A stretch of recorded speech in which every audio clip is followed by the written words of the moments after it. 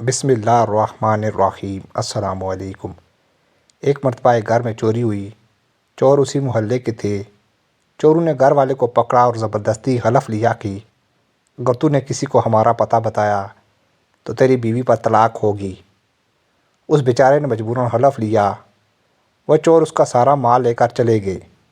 اب وہ بہت پریشان ہوا کہ اگر میں چوروں کا پتہ بتلاتا ہوں تو مال تو مل جائے گا، لیکن بیوی ہاتھ سے نکل جائے گی، اور اگر پتہ نہیں بتلاتا ہوں تو بیوی تو رہے گی مگر سارا مال نہیں ملے گا۔ تو مال اور بیوی کے درمیان تقابل پڑ گیا، یا تو مال رکھے یا بیوی رکھے، اور کسی سے کہہ بھی نہیں سکتا تھا کیونکہ وہ عہد کر چکا تھا۔ پھر امام ابو حنیفہ کی مجلس میں حاضر ہوا، بہت غمگین اور پریشان تھا۔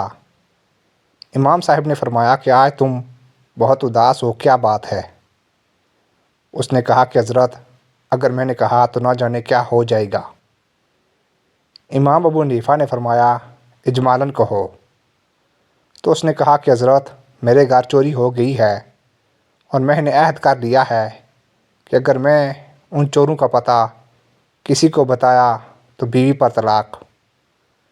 مجھے معلوم ہے کہ چور کون ہے، وہ تو محلے کے ہیں، لیکن اگر پتہ بتاتا ہوں تو بیوی کو طلاق ہو جائے گی۔ امام صاحب نے فرمایا کہ مطمئن رہو، بیوی بھی ہاتھ سے نہیں جائے گی اور مال بھی مل جائے گا، اور تو ہی پتہ بتائے گا۔ کوفہ میں شور ہو گیا کہ امام ابو حنیفہ یہ کیا کر رہے ہیں؟ یہ تو ایک عہد ہے، جب وہ پورا نہ کرے گا تو بیوی کو طلاق ہو جائے گی۔ یہ امام صاحب نے کیسے کہہ دیا کہ نہ بیوی جائے گی اور نہ مال جائے گا؟ علماء اور فقہا پریشان ہو گئے۔ امام ابو حنیفہ نے فرمایا کہ کل ظہر کی نماز میں تمہارے محلے کی مسجد میں آ کر پڑھوں گا۔ چنانچہ امام ابو حنیفہ تشریف لے گئے، وہاں نماز پڑھی اور اس کے بعد اعلان کر دیا کہ مسجد کے دروازے بند کر دیجئے، کوئی باہر نہ جائے۔ اس میں چور بھی تھے۔ اس مسجد کا ایک دروازہ کھول دیا گیا، ایک طرف خود بیٹھ کے اور ایک طرف اس شخص کو بٹھا دیا، اور فرمایا کہ ایک ایک آدمی نکلے گا، جو چور نہ ہو اس کے متعلق کہو کہ یہ چور نہیں ہے،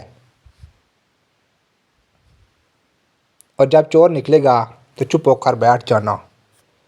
چنانچہ جو چور نہیں ہوتے تھے اس کے متعلق کہتا جاتا تھا کہ یہ چور نہیں ہے، یہ بھی چور نہیں، اور جب چور نکلے لگتا تو خاموش ہو کر بیٹھ جاتا۔